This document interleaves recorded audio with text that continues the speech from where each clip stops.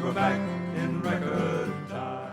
This is another conversation in a series of interviews that we're conducting for the state's bicentennial called Voices of Harpswell.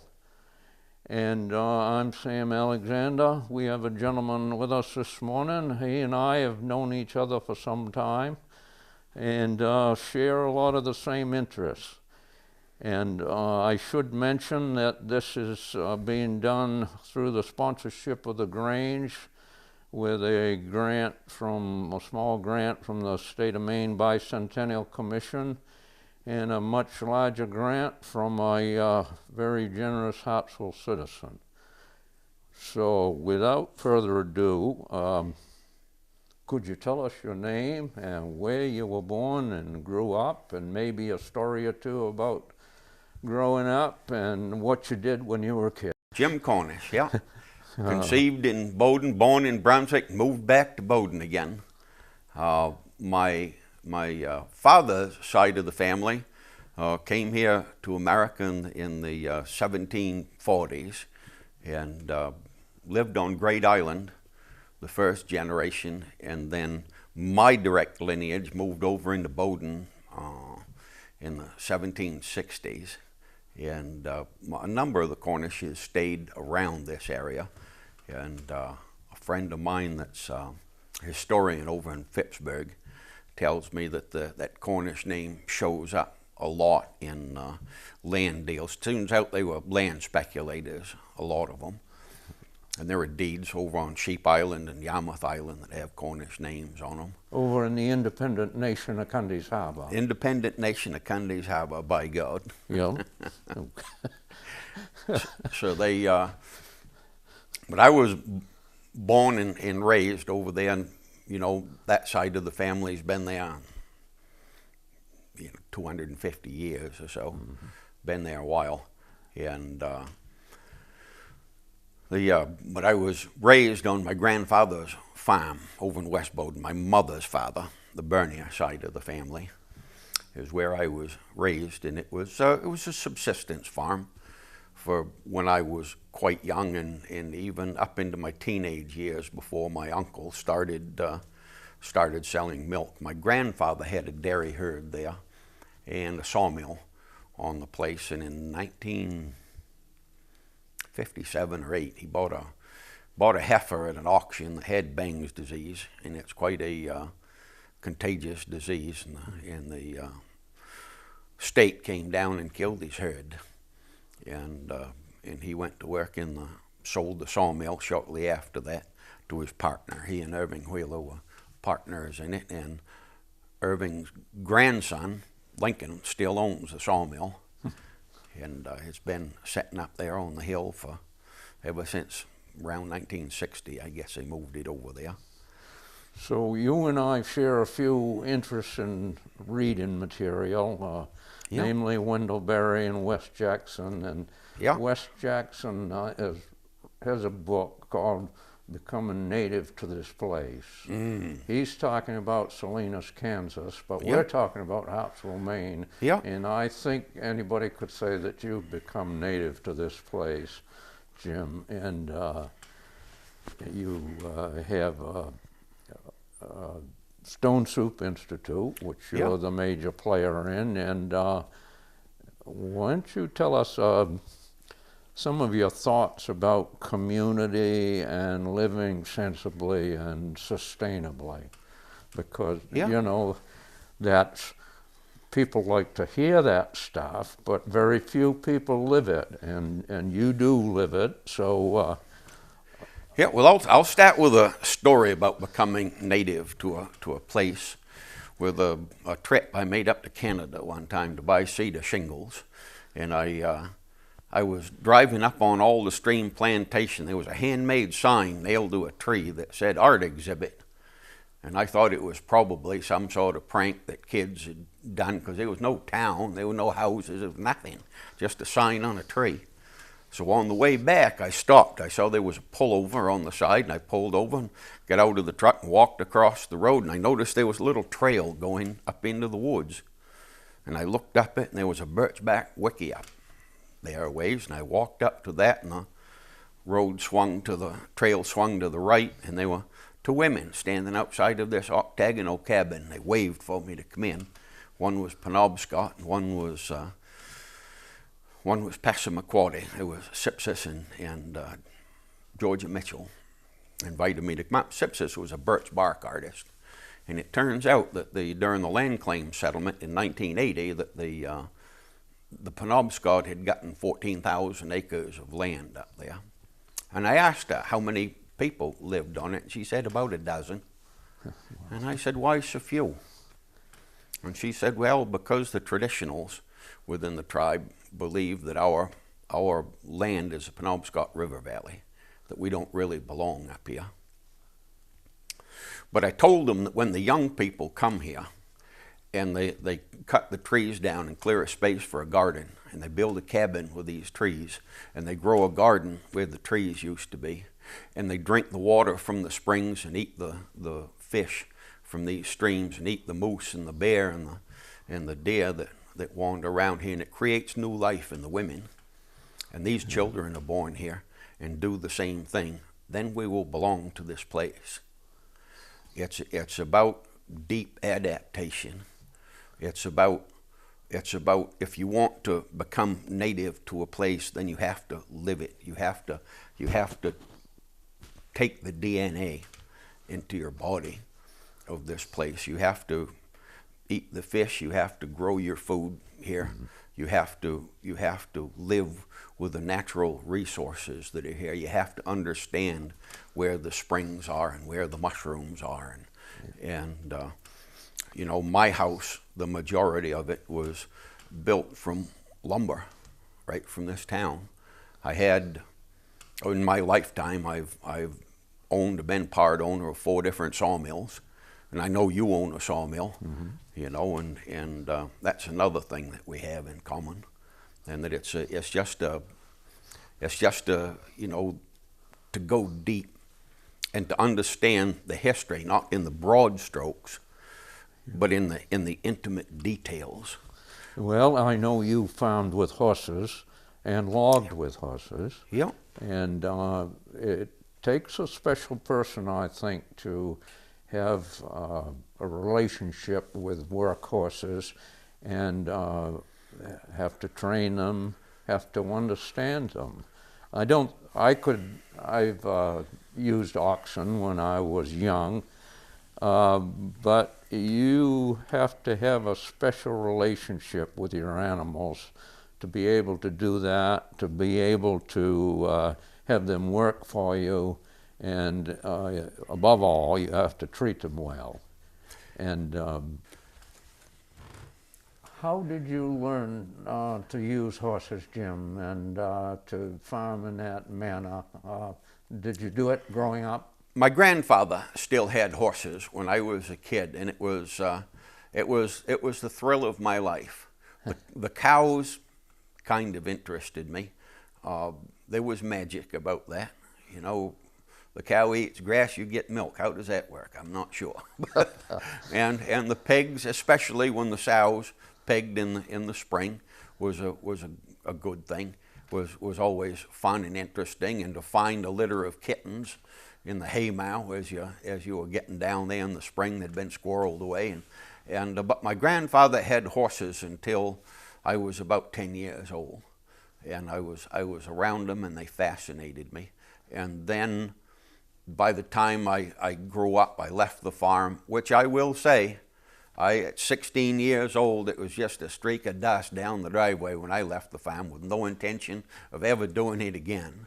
and I went off to Montana in the Job Corps, and went off in the Navy, and you know, did a tour of the Mediterranean and blah blah, and lived in Virginia and in New Jersey, and by the time I was 20, I was back and had a garden going again. And by the time I was 22, my brother Dean and I bought a pair of ponies and just to get out our own firewood, you know, and sell a little bit of firewood, and then eventually graduated up to bigger horses. And what I didn't know at the time, you know, when I was younger about horses, my brothers learned from the Allens. Again, Charles and Joel, and learned it from their dad, Raymond, and they were still working with horses and oxen, and my brothers worked with them. So when we got horses, they had more knowledge about it than I did. Right. And then I took it from them, and then through the old timers and the networks, you know, I learned how to farm with draft horses. So, and there are still people in their 30s, 40s, you know, that are still that are coming into draft horses. There's getting to be fewer and fewer of them. Yeah. 20 years ago, there were a lot more people using draft horses for farming and logging than there are now. And that's another part of the horse versus oxen thing. When my brother and I were, say, 5 years old, my father had a team of Holstein oxen who were so well trained, either my brother or I could handle them. All you had to do was stand there with a goad stick and hold it up straight to make them stand. You just dropped it forward if you wanted them to go forward, and you swung it over your arm that way if you wanted them to G, the other way if you wanted them to haw. So they were well-trained animals, and that oxen stuck with me. Horses yep. stuck with you. Yep. And it's all part of growing up yep. on the farm, I think. Yeah, and you know, as Wendell Berry says, that draft animals like that are solar powered. You know, they don't use any fossil fuels right. or electricity. The sun grows the grass, you feed it to the horse gives you work, you get manure put back on the grass, and the cycle is complete. So I think you're a rarity in this town, especially in that you do use horses and take care of them, and are a teamster, in fact. And that's Stone Soup is about sustainability and self-reliance and teaching traditional skills. Right. And what sort of skills do you teach at Stone Soup?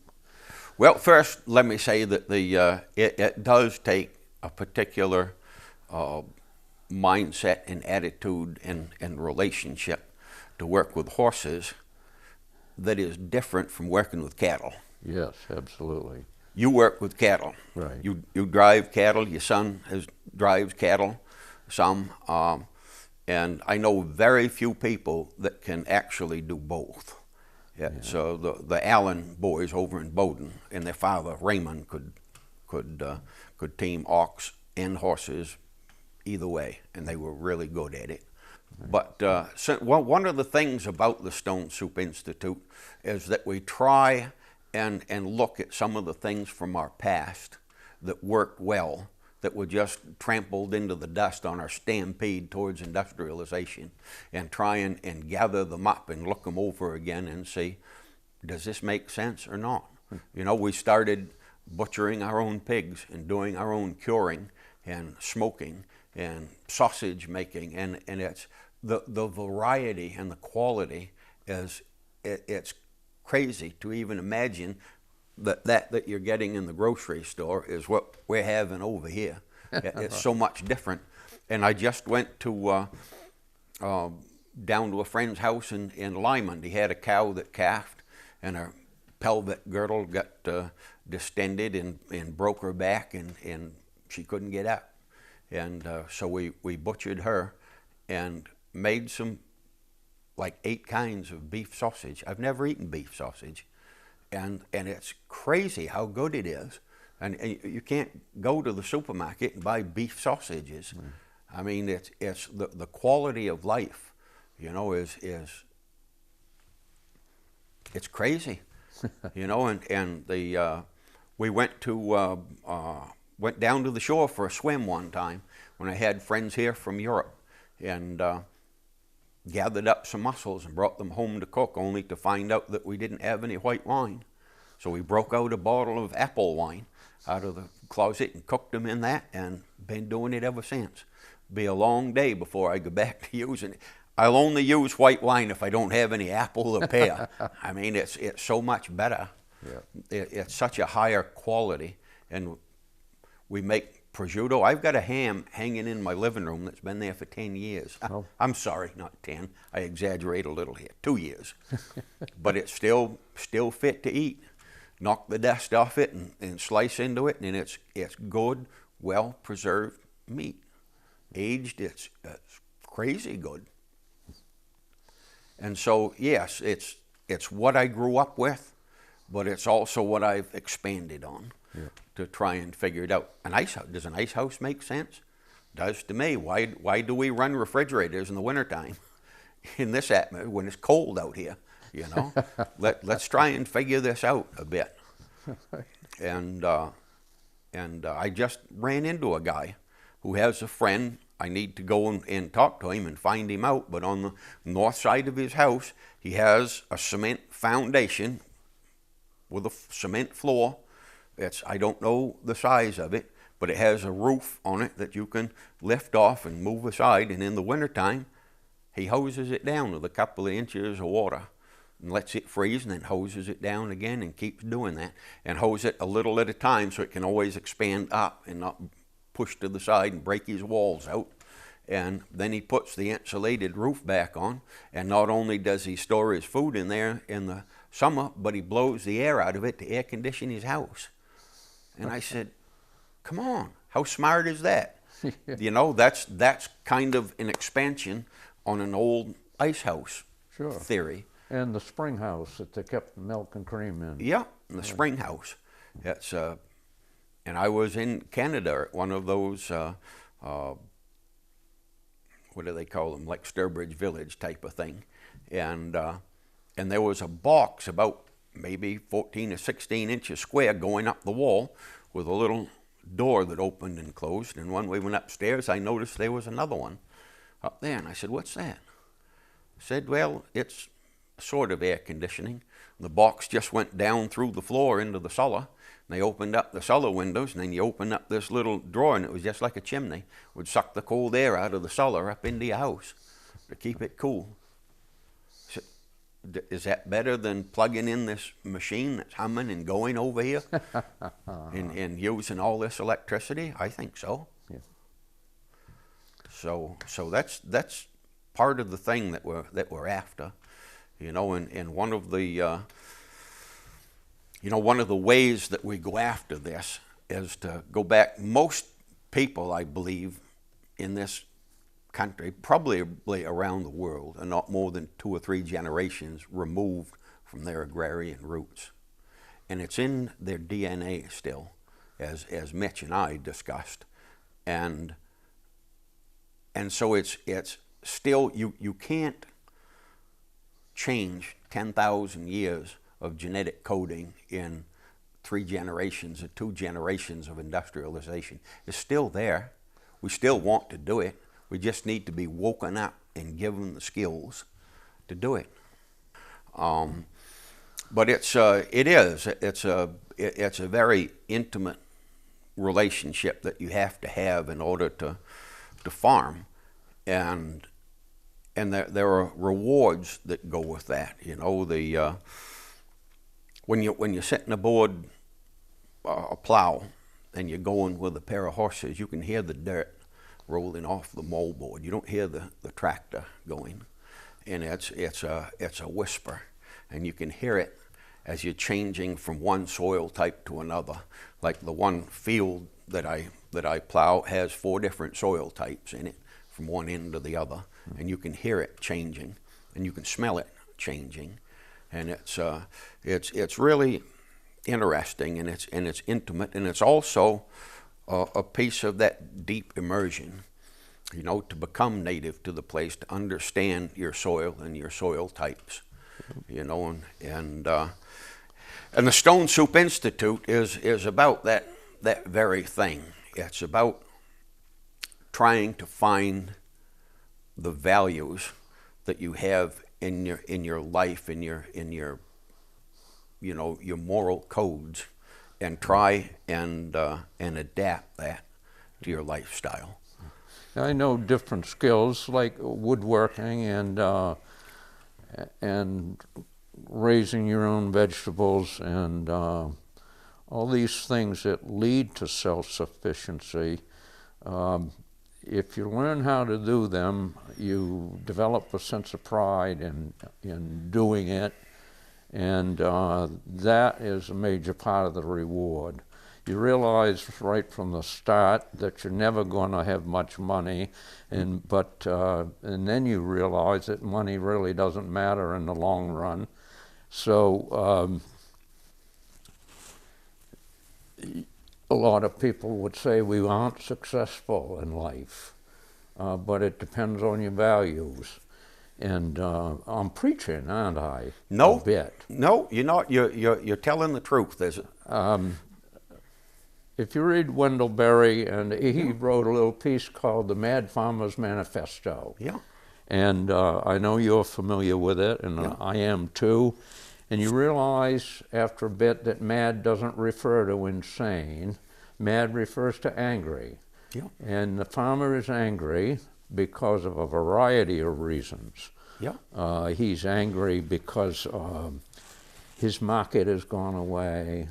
He's angry because his community's fallen apart, because most people have given up the struggle of a self-sufficient way of life and gone to work in a factory or something like that. And therefore, the sense of community is gone. The support that all these people have together is gone.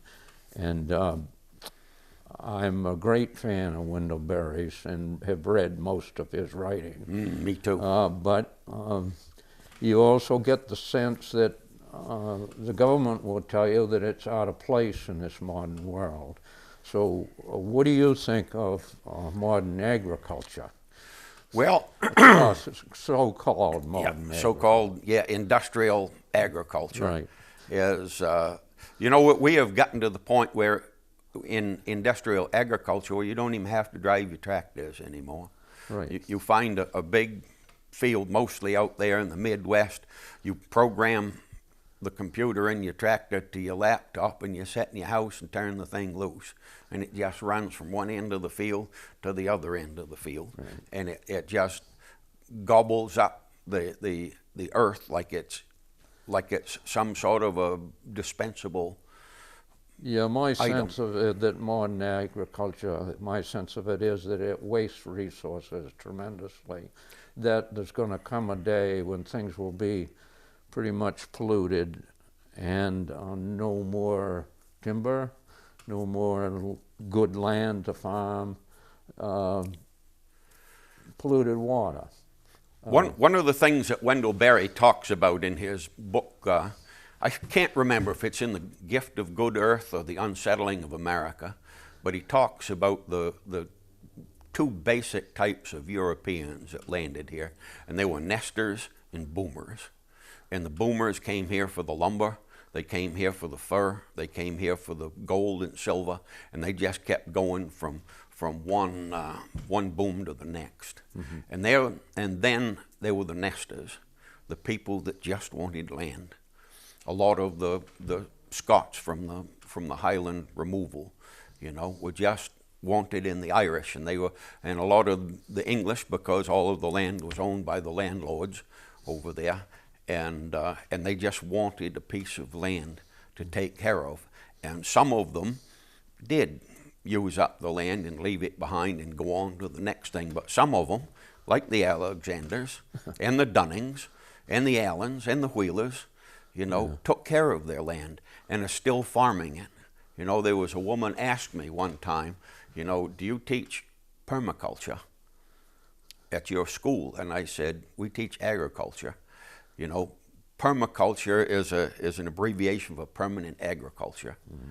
And if the Alexanders and the Dunnings and the Allens have been farming their land for 200 years and it's still viable land, I would call that permaculture. It's also stewardship. Absolutely. Yeah, and so it seems to me that everybody is watching the stock market. Everybody's concerned about their money and the latest car. What's going to become of that society in another 100 years, say? What are we leaving our grandchildren? And these are all pretty difficult questions right now. I think the country's in turmoil because of the pandemic. Yeah. And I'm realizing you and I have gotten quite a long ways away from Harpswell, but I think it all has meaning to Harpswell people too.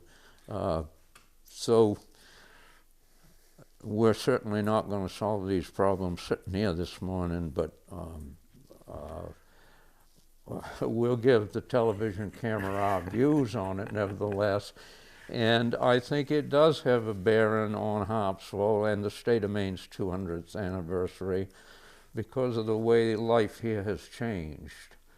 It doesn't seem possible or even reasonable that Harpswell would get back to the way it was in the 19th century, for instance, back to everybody having a little small farm, everybody being self-sufficient.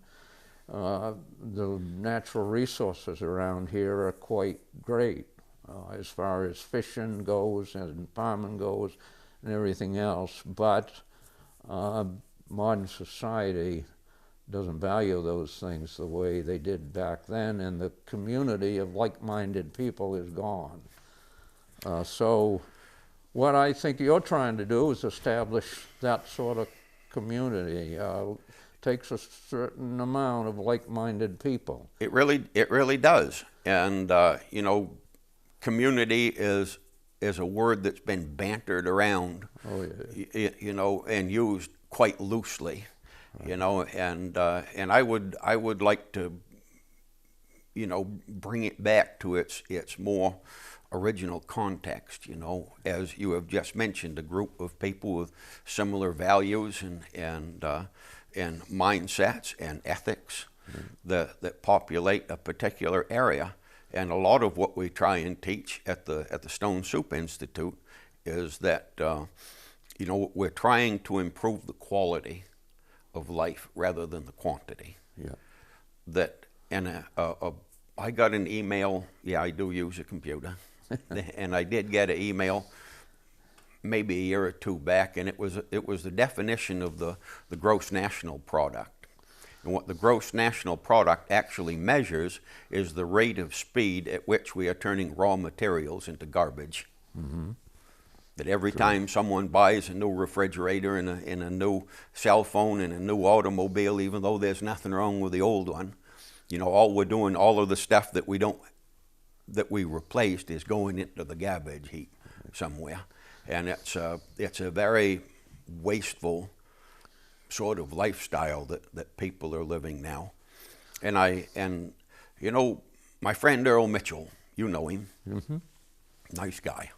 And he and I had a conversation because I wanted him to teach maple sugaring for the Stone Soup Institute. I can teach the backyard relationship, but he's got a really nice sugar house and a fine sugar bush that he works in every year to take care of. And so I asked him to teach. And the first thing he asked me, because Mitch has this way of deciding how he's going to approach an issue. And if he gets an idea to do something, the first thing he does is try and talk himself out of it. And if he can't talk himself out of it, then he figures it's a worthwhile endeavor, and off he goes on it. And he did the same thing to me. He said, why do you want to teach people this? Why do you want to teach people to struggle like we have, to work, to split our time between being on the farm where we make our life and being off the farm where we make our money, and trying to find that balance, you know, where you save up your money so you can take time off during haying season to get the hay in, and then it rains while you're trying to get your haying done, so you're running out of money because you're not working, and then by the time the good weather comes and you're out of money and have to go back to work and make these decisions, you know, it can be a struggle at times. And so we set out on this great convoluted conversation that lasted a couple of hours about you know, the quality of food we get to eat, the variety of food that we get to eat, the importance of keeping farming practices alive, not in written form, but actually doing it. in the field, the importance of keeping the fields from growing back into bushes and whatnot. And at the end of the conversation, we agreed that these were all benefits of doing what we do, but it's not the reason we do it. The reason we do it is because it is inherent in our DNA, that ever since human beings got up and walked on two legs, they've been hunter-gatherers and they've been farmers. Yeah, and true. we've been farmers for thousands and thousands of years, and it's still in our DNA. You know, and in his case, in my case, in your case, and your children, you know, it's a line that goes back into millennium. We didn't become farmers, we always were. Yeah. And that's how we honor who we are as human in a great beings. many ways, you have to enjoy it to continue doing it. Right, to do it and, right. And Yeah.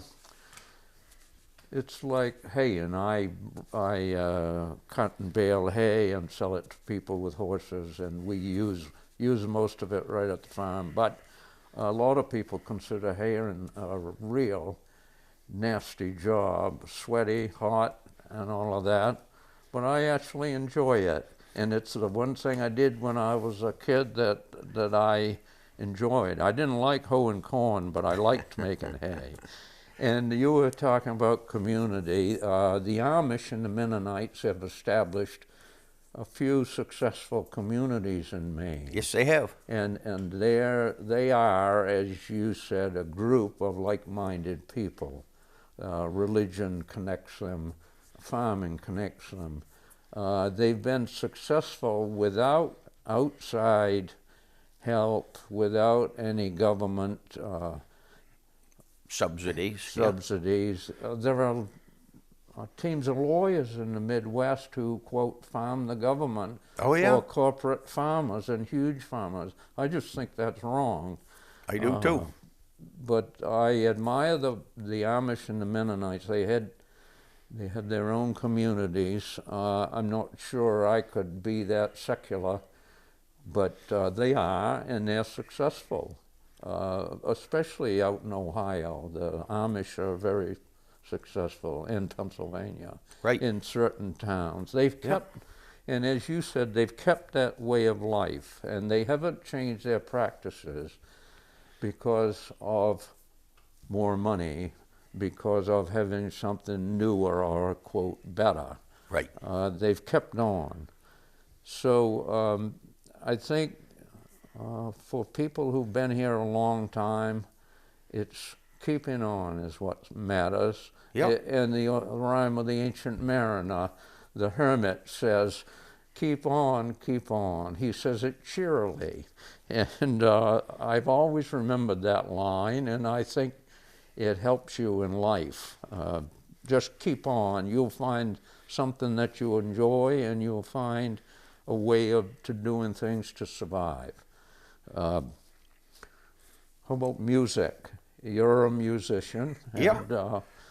And, and there was a lot of that, because you grew up with the Grange. Yeah. You know, in your younger days, there were a lot of musicians in this town. Most of the dances they had here on Friday nights were local musicians. Right. And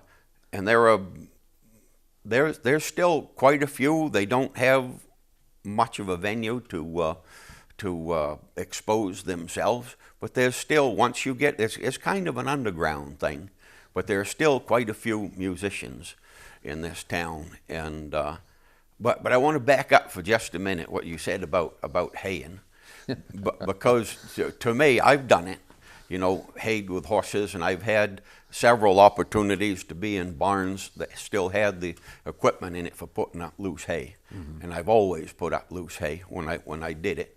And there is nothing that is more stressful for putting up hay when you're always bucking the weather and trying to get it in. But there's also nothing more enjoyable when the weather is right.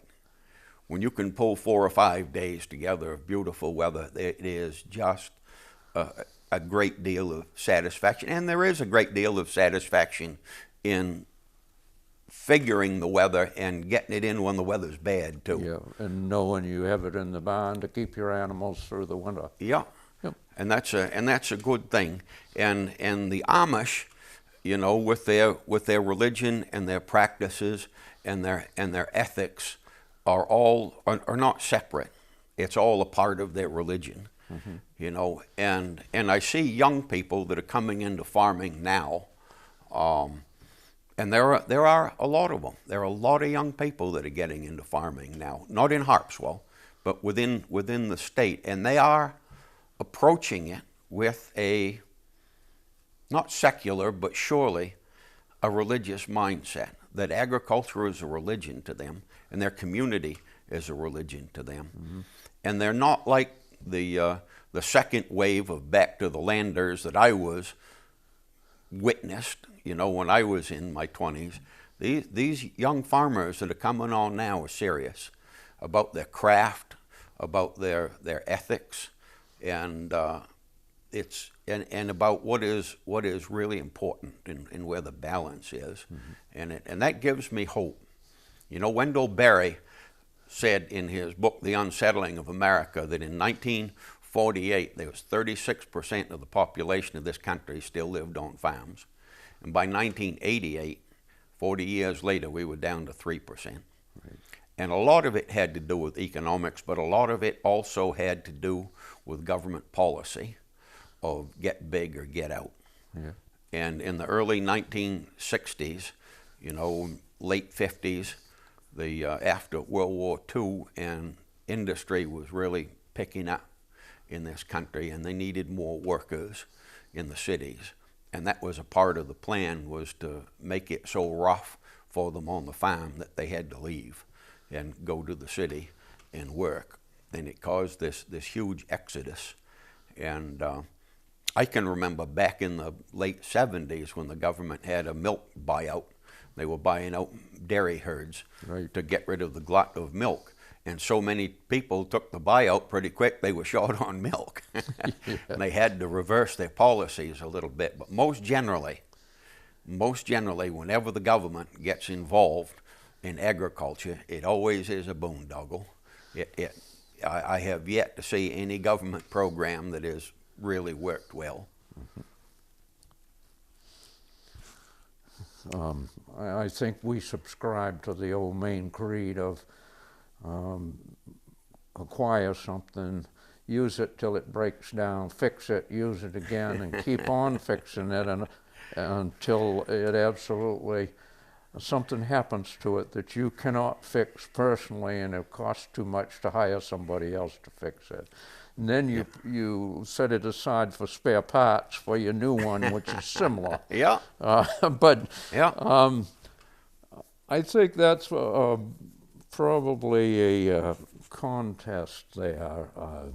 The government wants you to buy new stuff to contribute to the gross national product. National product. Yeah. The first word is key in that phrase. It is gross. Isn't it? It's consumerism at its highest form, and the government promotes it. Yeah. Because it's good for the stock market. Right. And we're seeing a contest of wills nowadays. The country's split in half politically and lots of other ways too. Yeah. Whichever side you subscribe to, it's a no-win situation for both. Cooperation is what we need, I think, and put down the hatchet and try to get along with each other and do something cooperatively, and then both the country and Harpswell will come ahead. Yeah, I agree. And one of the things that I do see about Harpswell is that the majority of people in this town are interested in what they eat, and the quality of their life here and the quality of the food that they get. That they're careful about you know, the overboard discharges and boat discharges, and they're careful to buy local food. Yeah. You go to any farmer's market and you'll see a good number of Harpswell people there. Oh yeah, and I think the Harpswell agent at home has been so successful because of what you just said, that a lot of people have come to Harpswell who have enough time on their hands to volunteer for outfits like that. Yeah. And it's been really successful. Yeah. And that's part of what our interviews are all about, to get all these different viewpoints of Harpswell. And I don't know if you'll ever become native to this place, Jim, but No. not according to some people. Not according to the natives, but I am working at it. Right, right. And I've ranted before about that phrase, "Is he a native or ain't he?" Right. Because nobody's a native. The Native Americans are the only native people in our state, I believe, and everybody else is a newcomer, so to speak. My friend in Topsom, Dana Carey, his father has dug up over his lifetime in his garden spear points and arrowheads that the state of Maine is carbon dated to be 12,000 years old. Mm-hmm. So there were Native Americans on Merrymeeting Bay and its tributaries that long ago, at least. Right. And you know, it's a way of one-upmanship. But that's that's native business. Most of the original settlers were Scots-Irish, mm-hmm. who came from Ulster, that I am, and they came for different reasons. Religion was one of them, but as you said, having our own piece of land was another. And I think a lot of that stuff still holds true today. You know, it isn't apparent on the surface, but I think down deep it is. Oh, yeah. A reason. Oh yeah, and it's funny you should mention that. On my mother's side of the family, we do have native blood, and it goes back to the Gas Bay Peninsula. So we do have. So I can pull that trump card if I need to. But it reminds me of a story that Tim Sample used to tell about people from here and people from away.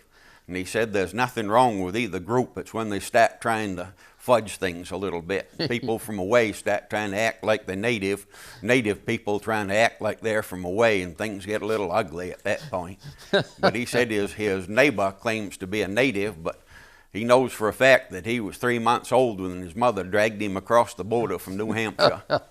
And when he called him on it, he said, well, my wife's a native, said, and all of my kids was born right here, so they're natives. And he told him, just because the cat has kittens on the oven door, that don't make them biscuits. And I think it's kind of just gotten to a point of humor now. Yeah. But yeah. there are a lot, like you said, there are a lot of good people. Everybody has something to contribute. Yeah. And, so nobody should be disparaged.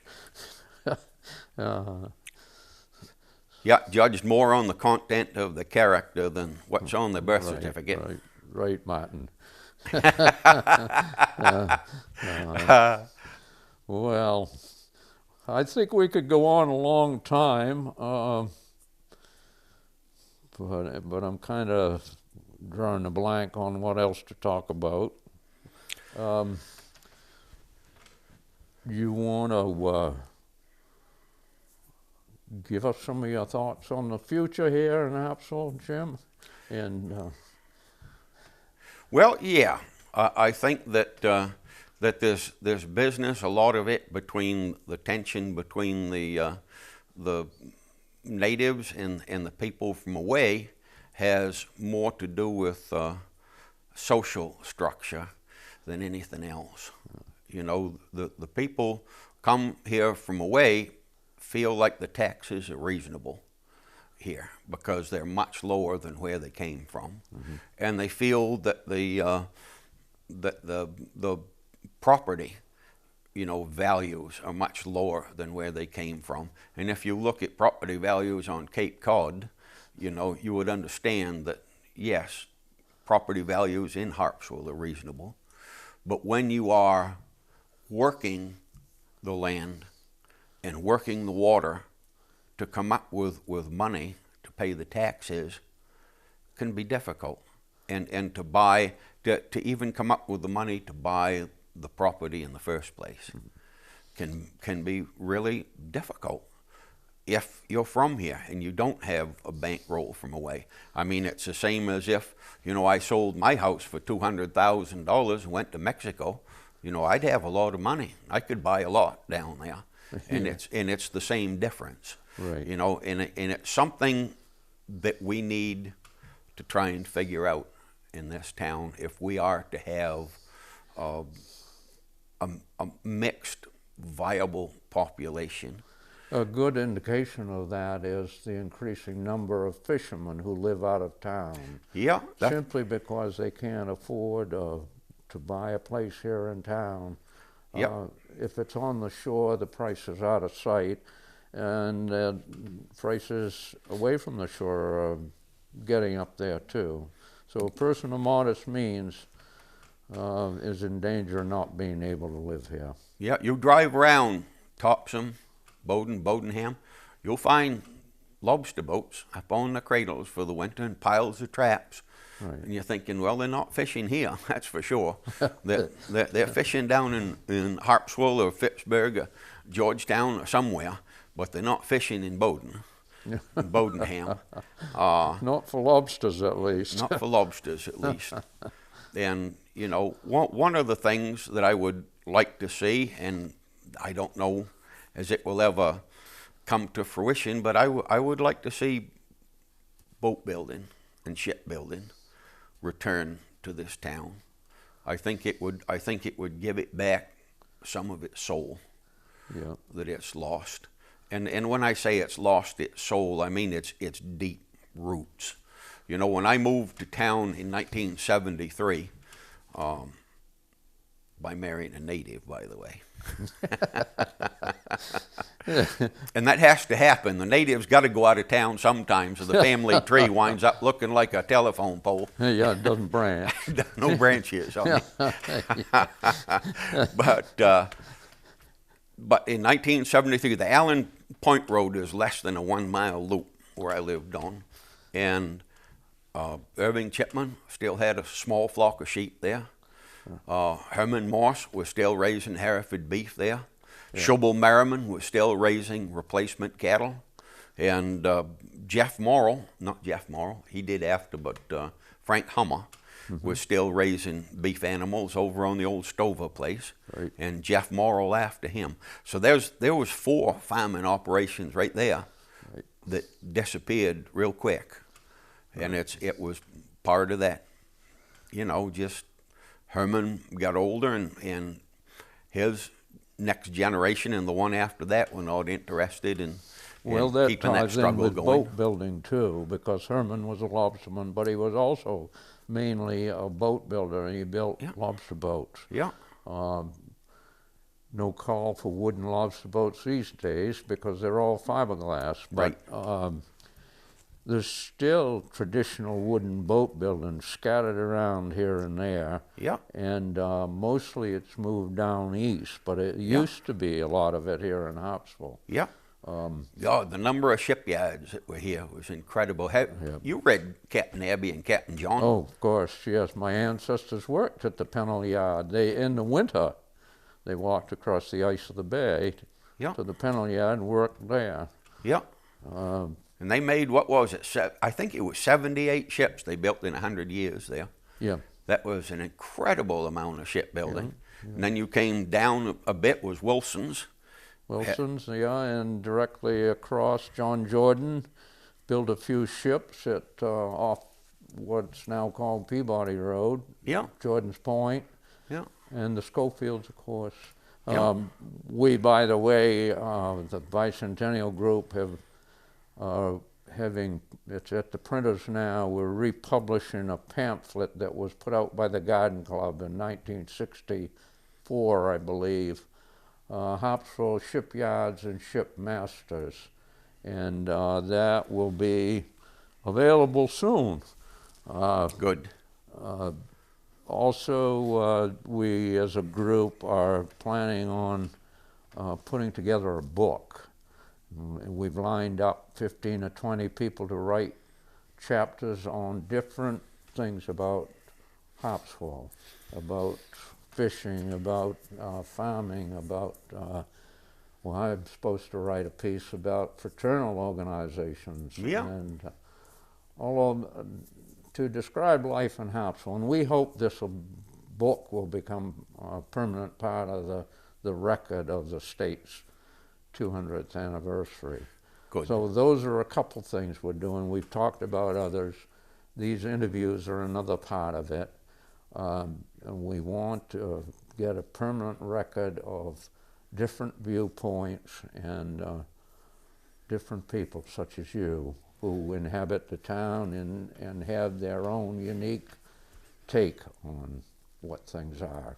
One of the other things I think will come up in the broader state celebration and discussions in the next year, if it does happen, is that when Maine became a state in 1820, about 2/3 of the state, the northern 2/3 of it, belonged to the tribes of the Wabanaki Confederation, and when through treaties that were signed between them and Massachusetts, and Maine was supposed to honor these treaties, and they didn't.